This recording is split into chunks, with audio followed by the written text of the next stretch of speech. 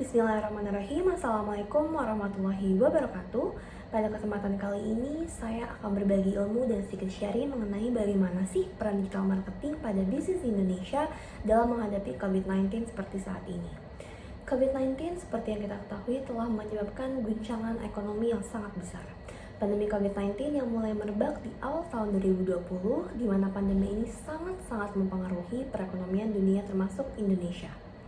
Di tahun ini, pandemi COVID sudah mulai mereda, perekonomian juga sudah mulai membaik, dan maka dari itu, untuk mendongkrak kembali perekonomian, pelaku usaha harus menerapkan strategi untuk meningkatkan kembali bisnisnya. Seiring berkembangnya bisnis saat ini, tantangan dan persaingan semakin tajam dalam merebut pangsa pasar. Maka pelaku usaha dituntut untuk dapat memperdayakan sumber daya yang dimiliki secara efektif dan efisien agar memiliki keunggulan yang kompetitif. Teknologi internet merupakan instrumen yang dapat mempromosikan bisnis secara efektif dan efisien dan membantu keberlanjutan bisnis karena memungkinkan bisnis untuk menjangkau pangsa pasar yang lebih luas, dan ini dilakukan dengan cepat. Selama COVID-19 ini, penerapan pemasaran berbasis digital menjadi solusi terbaik dalam mengatasi masalah tersebut. Larangan bertemu langsung dengan konsumen, pemasaran digital yang responsif telah memungkinkan untuk UMKM beradaptasi secara fleksibel dengan permintaan pelanggan, termasuk memungkinkan UMKM untuk mempromosikan produk mereka secara online. Kita dapat mencapai pasar yang lebih luas dan tentunya lebih cepat karena tidak ada batasan geografis. Kita juga dapat meraih keinginan yang ingin kita capai, meningkatkan dan mempertahankan reputasi perusahaan atau usaha yang kita miliki. Dan dengan semakin mudahnya akses internet seperti saat ini, tentunya jumlah pengguna internet pun semakin meningkat setiap harinya. Dan dapat kita simpulkan bahwa orang-orang pada saat ini lebih senang untuk menghabiskan waktunya berada di internet, sehingga hal ini dapat berpengaruh pada pemasaran bisnis secara digital, di mana kita bisa mengambil kesimpulan bahwa pemasaran bisnis secara digital ini sangat-sangat efektif karena hal tersebut. Lalu, apa sih dampak positif dan negatif dari penyebaran informasi di era digital seperti saat ini? Sekarang kita akan membahas dampak positif dan negatifnya.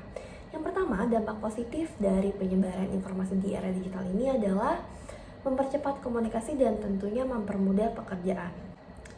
Lalu untuk dampak negatifnya ialah menimbulkan sifat individualisme dan menimbulkan sikap antisosial.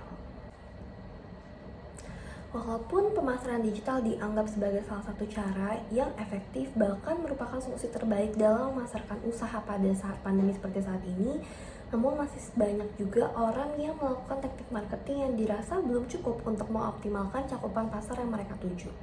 Di tengah pandemi COVID-19 seperti saat ini, penerapan pembatasan kegiatan di luar ruangan menjadi kondisi yang terbukti berpengaruh besar terhadap penjualan.